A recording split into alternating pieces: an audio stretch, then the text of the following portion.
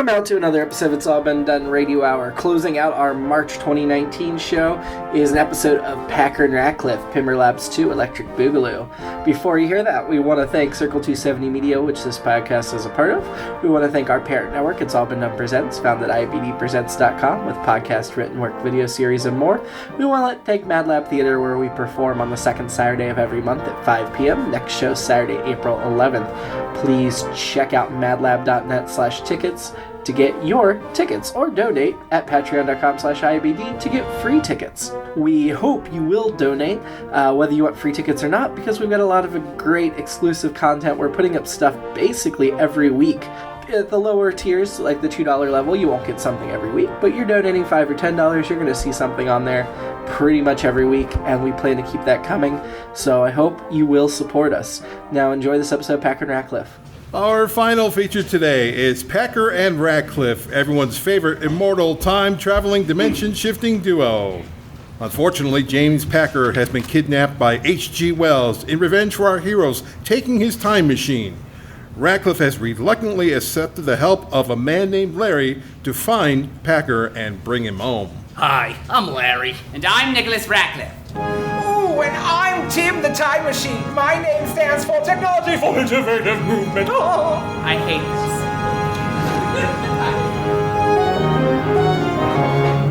this. We were two refined gentlemen, and love as love could be. Till H.G. Wells kidnapped one, and now you go with me. You know, I never really understood the purpose of this song. Well, if you tire of it, you can surely move along.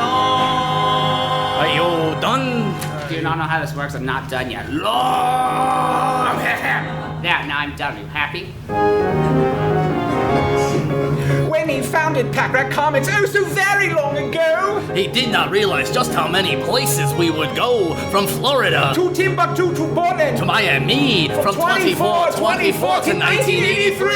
I climbed up in this time machine. We'll be here for a while. A very brief while. Yeah, well, I didn't want to creep you. Too late. I'll search throughout a space from one dimension to another. We'll skim the tops of pyramids and wrestle some guy's mother. I'll travel through both time and space. And space and time, you'll see. That's basically just what I said, and there is no we. I'll look for him, I won't give up. Packer is more than life. We'll find it, pal, we won't give up. Hey, he's kind of like your wife. He is. I'm Larry. Tim. And Ratcliff. Our bond is that of strangers, but we will keep on searching until Packer's out of danger. We were so close that time. I don't like it, but we're getting better. Here, a couple more times. We'll cream of the corn. Oh, society's best. Ba-bum. I've got to get Packer back and put this trio to rest.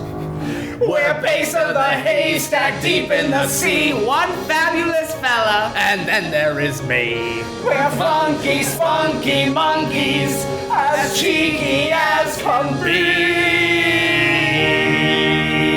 Oh, for the love of God. We're Larry and Ratcliff. You bet we And Tim. Yes, Larry and Ratcliff. And Tim, don't forget Tim. I won't. Yes, I will. Larry and Ratcliff. And Tim. Ta-da! Oh, you went out. I know, that's fine. You do it. No. It's fine. No, it's okay. Yes, Tim. All right, Tim. Don't hate you.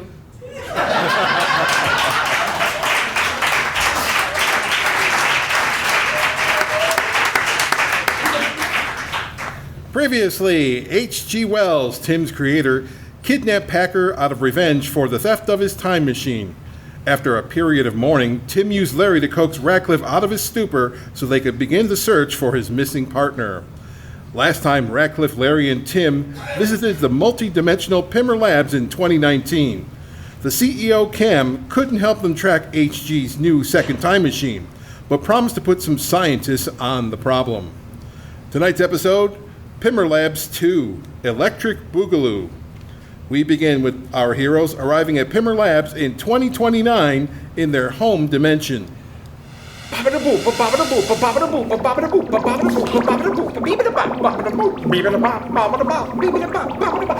we are, says.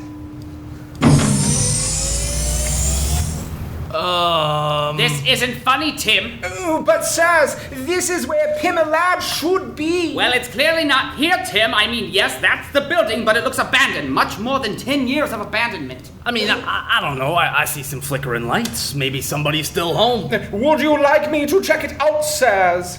How do you propose to do that, Tim? With your expansion, you're almost as big as a house. Oh, I know, sir. Isn't it grand? Not if you want to go inside of a building, because you are a building now. Oh. I guess I'll just wait out here then, sirs. Yes, you will. Though I don't know what you're waiting for, because I'm not going in there. Well, I mean, you've got a better idea. No, but that place looks like a death trap. I do not understand. It was a thriving, bustling business in 2019, and I know it will be again by 2040, or so when I first discovered it. Pre-time machine, I mean. I guess I now first discovered it earlier. Certainly invested earlier. Okay, but if it's doing good in 2040, how can it be so run down now? Doing well, Pardon me? if I must. Well, I guess we could maybe take a look inside before leaving. Maybe they left us a note or something. Okay, I'll go in, but it looks awfully sketchy. Do we have anything lying around we can use to, defend ourselves? I have a great many weapons, but I do not use them for such trivial things as violence against other human beings. Oh, pardon me, sir, but unlike you, Larry is not immortal. Gross. Tim, give him the mace. I mean, I guess, thanks. Oh, yes, one mace, sir. Oh, a mace, not mace like you spray. Okay, then. Let's get this over with. Oh, stay safe, sirs. Ratcliff strides into the nearly derelict Pymer Labs building with a more trepidatious Larry behind him. To their surprise, there is someone at the front desk. Yo, what do you want? Why are you holding that, whack thing? Oh, it's a mace. Young man, that does not seem like a professional way to greet visitors. Yeah, so? You see anyone around here that's, gonna fire me? I would be delighted to fire you. There we go. Well, I think I'd be delighted and get a raise for, stopping a guy with a funky, looking weapon. Oh, I'm not gonna use it on yous. You's best not. Well, this is tiresome. Hey, maybe we should ask, where Cam is. Fine. You there, lad. Where is the CEO of Pymer Labs? CEO? There ain't no CEO. Hasn't been in years. Oh, well then who's in charge? I don't know. Okay, what do you know? Oh man, you wouldn't believe it if I told you. Try us. Well, I know you bozos are all coming up in my place of work and asking me dumb questions. Young man, you are wearing my patience very thin. Ditto. Hey, look, what's your, your thing? My thing? Yeah, what people call you, like when they want to tell you something, like you know what I'm talking about. Like everybody has one, except little babies. They don't got one. Sometimes they get one before they leave the hospital. Oh, yeah. Blankets. No. Huh. Yeah, I guess we all do have blankets. But no, I'm talking about the other thing, the one, the... Your name? Larry's talking about your name. My name's Kelly. You's, Larry, right? Yeah, nice to meet you, Kelly. Are there any science guys or gals left around here? I don't know. I never really go beyond this desk. Man, I'm hungry. Give me some food. No, I will not. It's lunchtime, man, and I forgot to bring mine. Yous look kind of rich and hoity-toity. I'm sure you got food. Some money I can use to go get some food. Yes, I am, and I do, but no, I won't. Then I guess we ain't got anything to talk about. Oh, I see. You want a bribe. I get it. Okay. Nah, man. I don't want no bribe. I just want something to eat. Fine. Here's a shilling. Now, will you point us to an authority figure? A shilling? Yes. What is this shilling? It's that. That is whack, man. I'm going to whack you if you don't start being helpful. Look, what my friend here is trying to say... I'm not your friend. ...is that we would be very appreciative if you could point us in the direction of someone who might know what's going on around here, and additionally, here is $20 for lunch. Oh, man. I knew I liked yous, Larry. I don't like him fancy schmance, whatever, but I do like you. Well, I might let you get through to talk to the big cheese, but first you gotta do one teensy thing for me. Is it beat you in a funky dance-off? What? No, man. Just cover for me if someone comes in. Do people normally come in? Nah. You're like the first persons I've seen since I started here like a year ago. Okay, it begins to make sense. Yes, Hoodlum, if we see anyone else come in while we're here, we will cover for you. Great. Then you just go up the broken escalators over there, turn right, go down to the end of the hall. Should be the last door on the left. Kelly hops the counter, takes the $20 from Larry's hand, Wait. and skips out the door. With a sigh, Ratcliff heads for the escalator, Larry following. They pass boarded over interior windows, police tape, broken tiles, flickering fluorescent lights, and puddles of various colors and odors. They finally reach the last door on the left, and Larry knocks, which causes the door to swing open.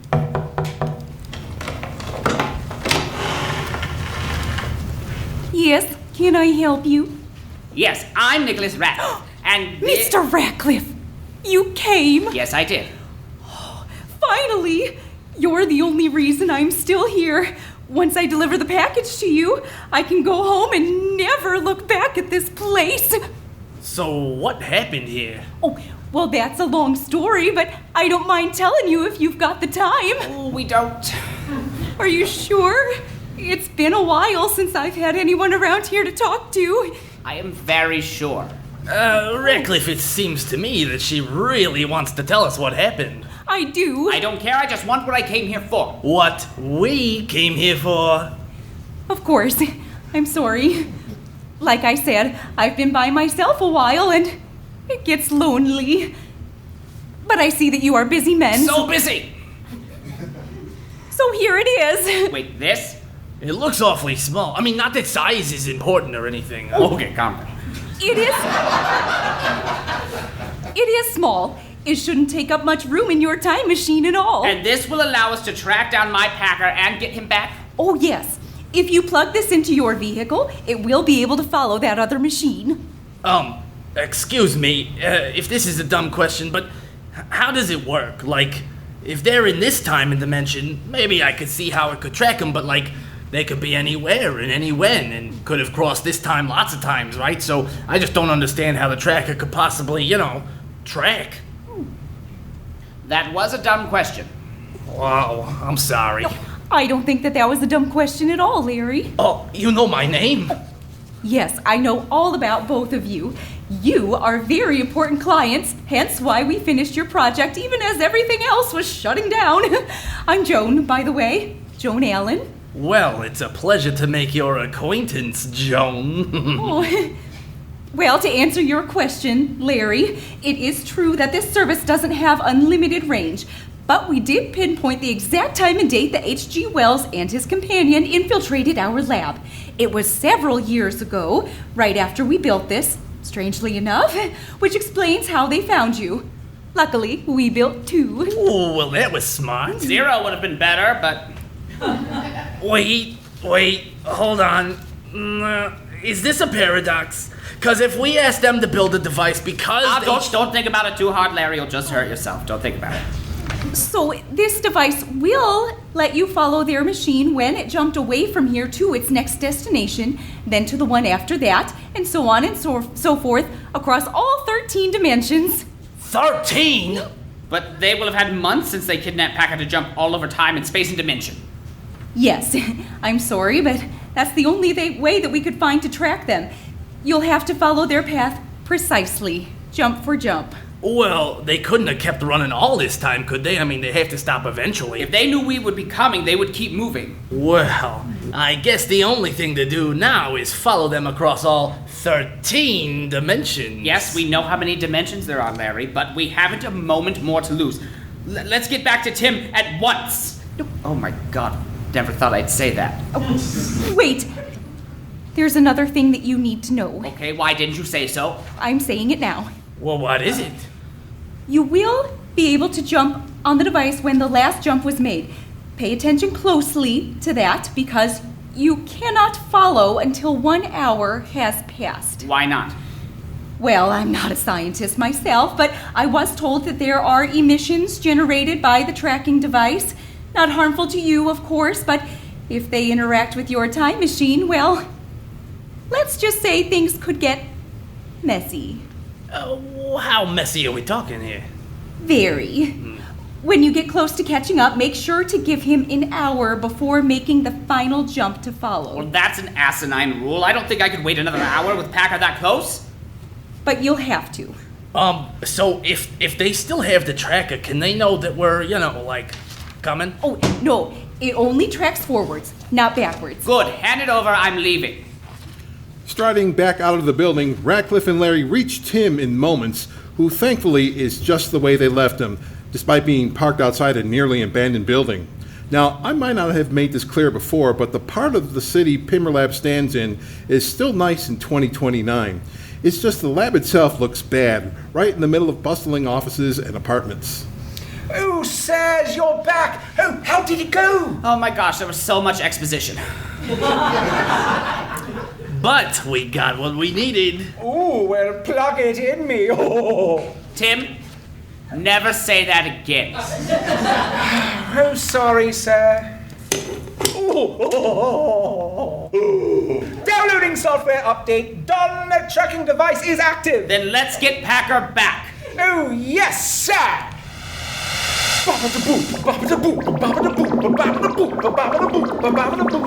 Well, it's sure been fun to have Larry hanging out with Ratcliff. But I guess it'll be great to have Packer back, won't it? Yes. Come back next month to see if Ratcliff can retrieve his love on another Packer and Ratcliff. It's All Been Done Radio Hour number 224. Packer and Ratcliff number 35. Pymer Labs 2. Electric Boogaloo. Starred Dallas Ray as Nicholas Ratcliff. Shane Stefanchik as Larry. Nick Arganbright as Tim the Time Machine. Ryan Yohe as Kelly. And Kristin Green as Joan. It was written by Jerome Wetzel and directed by Nick Arganbright. Our narrator was Chris Allen, and our Foley artist was Seamus Talty.